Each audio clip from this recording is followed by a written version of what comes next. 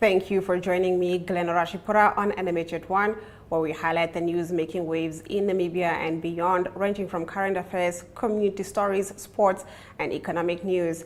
Coming up in this broadcast, government urged to be transparent on Geingob's funeral spending, Prophet Babi dragged to court over rent, and GIPF to introduce pension-backed housing scheme. Stick around for these stories and more on NMH at 1.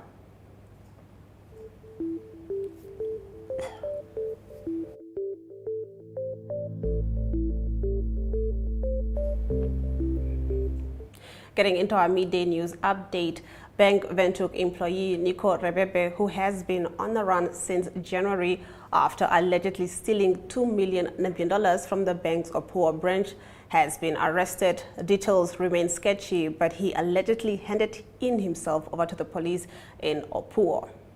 Visual News highlights local stories from across Namibia. Right after the break, we get into that. Welcome to What's Cooking, where culinary passion meets expert insights. Somebody must really want to cook and want to cook good food. Immerse yourself in the bustling world of professional kitchens as top chefs create mouthwatering dishes. Join us for in-depth interviews as our host explores the experiences and expertise of our guest chefs. Don't miss out. Tune in to What's Cooking on NTV every Friday at 2100 hours and let the culinary adventure begin.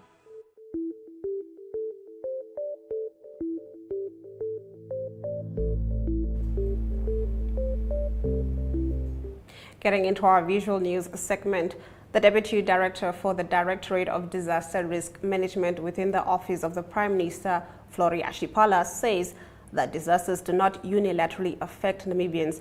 Marginalized and impoverished communities suffer a greater loss by disasters. He noted this morning at celebrations commemorating the International Day for Disaster Risk Management. Irene Marie van der Walt was there.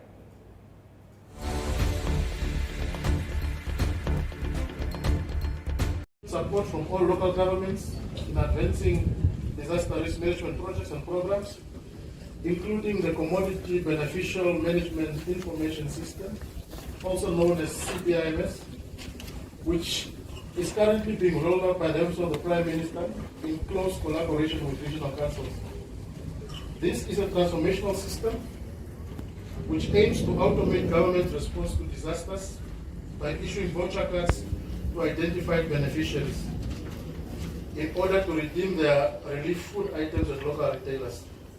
The system comes with multiple benefits, including that of stimulating local markets and economies, and undoubtedly contributing towards government efforts of improving service delivery, as outlined in the e-governance policy.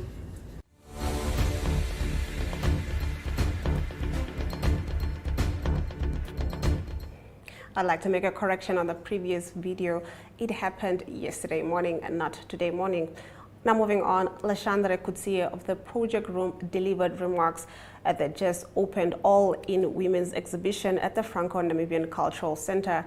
Jemima Bekers reports. Let's take a look.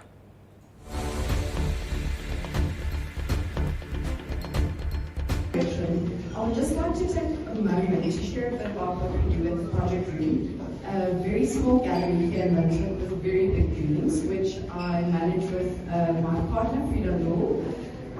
So the Project Room was established in 2016, and our two-woman team has worked with over 90 artists, curated about 60 exhibitions, and successfully completed 12 corporate projects.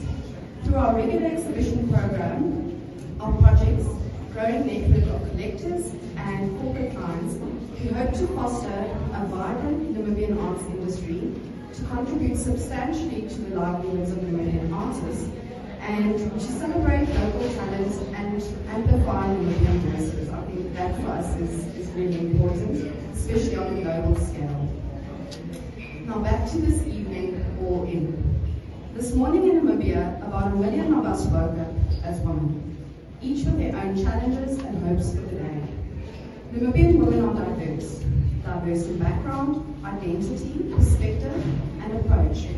Curatorially, this was our starting point. In this collection, you are able to see the artistic visions that celebrate the diversity of Namibian women. from all walks of life. This includes the stories of Dhamra women. In the back there we have Nicole Shala. And their identity around clothing that are stitched onto the works of Nicole Shala. The plastic activities that you see over here on this wall by the net share memories of women gathered around it thinking about it.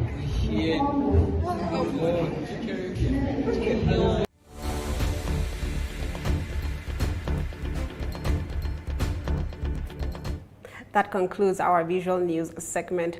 After the break, the Namibian Sun leads us into the newspaper review.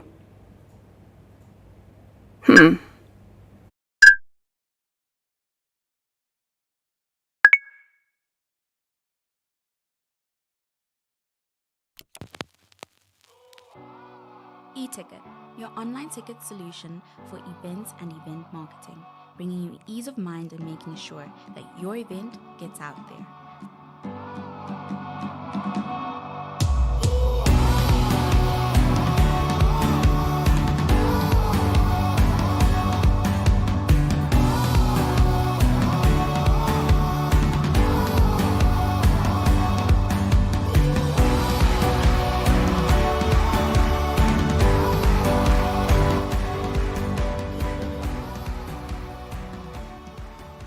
For more information, contact events@nmh.com.na.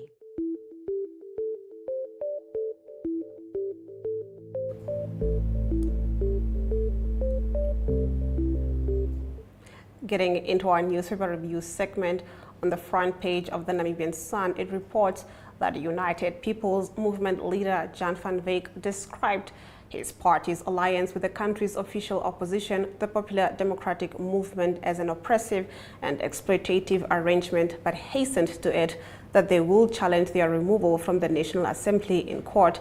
Van Wyk and his fellow UPM lawmaker Frans Bertoloni were evicted from the National Assembly this week after announcing that their party will seek new alliance partners, including backing aspiring independent presidential candidate Ali Angula.